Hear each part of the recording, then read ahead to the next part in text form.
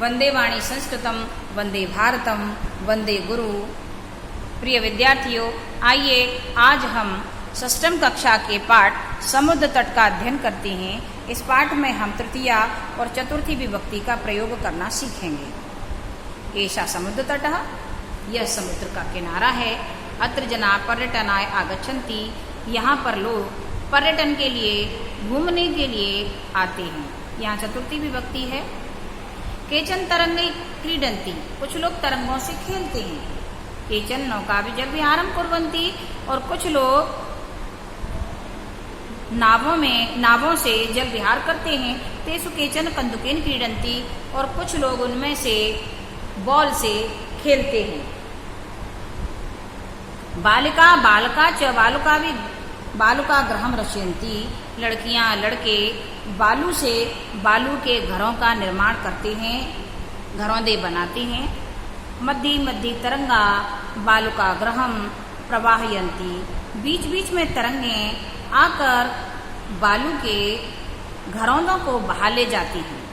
ऐसा क्रीड़ा प्रचलति एव, इस प्रकार की क्रीड़ा, इस प्रकार का खेल वहाँ बड़ा प्रचलित है। समुद्र तटा न केवलं पर्यटन स्थानानि, अत्र मत्स्यजीविना अपि मत्स्यजीविका चालयन्ति।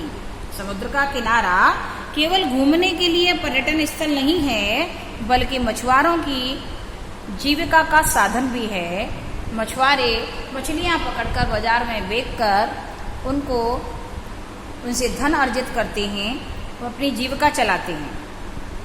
अस्माकं देशे बहवः समुद्र तटा सन्ति, हमारे देश में बहुत सारे समुद्र तट हैं। एतेषु मुंबई, गोवा, कोच्चि, कन्याकुमारी, विशाखापत्तनम, पुरी तटा इति प्रसिद्धा सन्ति। इनमें से मुंबई, गोवा, कोच्चि, कन्याकुमारी, विशाखापत्तनम और पुरी का किनारा बहुत प्रसिद्ध है। गोवा तट वैदेशिक पर्यटकेभ्य समाधिकम रोचते, गोवा का किनारा विदेशियों को सबसे अधिक पसंद है। विशाखापत्तनम तट वैदेशिक व्यापाराय प्रसिद्ध, और विशाखापत्तनम का जो समुद्र का किनारा है वो विदेशी व्यापार के लिए प्रसिद्ध है। भारत से विदेशों के लिए और विदेशों से भारत में जो व्यापार का कार्य होता है, जो माल आता है जाता है, वो विशाखापत्तनम के तट से ही जाता आता है। कोच्चि तटा नारिकेले फलेभ्य ज्ञायते, कोच्चि तट का किनारा नारियल के फलों के लिए प्रसिद्ध है। मुंबई नगर से जुहू तटे सर्वा जना स्वैर्विहरन्ति, मुंबई नगर के जुहू तट पर सभी लोग स्वेच्छा से घूमते हैं। चेन्नई नगर से मेरीना तट देशस्य सागर तटेषु दीर्घतम, चेन्नई नगर का मेरीना तट देश का समुद्रों में सबसे अधिक बड़ा और लंबा तट है।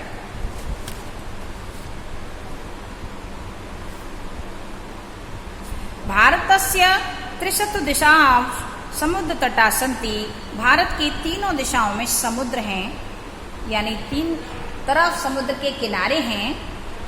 अस्मात् एव कारणात् भारत देश प्रायद्वीप इति कथ्यते, इसी कारण भारत को प्रायद्वीप कहा जाता है, क्योंकि ऐसा देश जो तीन ओर समुद्र के किनारों से घिरा हो, पानी से घिरा हो, उसको प्रायद्वीप कहते हैं। और भारत भी तीन ओर से घिरा है, एक तरफ हिंद महासागर, दूसरी तरफ अरब सागर और एक तरफ बंगाल की खाड़ी। पूर्व दिशायां बंगोपसागर, दक्षिण दिशायां हिंद महासागर, पश्चिम दिशायां च अरब सागर अस्ति। भारत की पूर्व दिशा में बंगोपसागर है, जिसको बंगाल की खाड़ी कहा जाता है, दक्षिण दिशा में हिंद महासागर है और पश्चिम दिशा में अरब महासागर है। एतेषां त्रयाणाम् अपि सागराणां संगम कन्याकुमारी तटे भवन्ति, इन तीनों सागरों के तटों का संगम कन्याकुमारी के तट पर होता है। अत्र पूर्णिमायां चंद्रोदये सूर्यास्त च युगपदेव द्रष्टुं शक्यते, यहाँ पर कन्याकुमारी के तट पर पूर्णमासी के दिन चंद्रमा उदय और सूर्य का अस्त देखने के लिए लोग आते हैं, जो बहुत ही सुंदर दृश्य दिखाई देता है। वहाँ बहुत सारे पर्यटक इसी दृश्य को देखने के लिए शाम के समय पहुँचते हैं। इस प्रकार इस पाठ में अब जाने हम कि चतुर्थी विभक्तियों का प्रयोग कहाँ कहाँ हुआ है।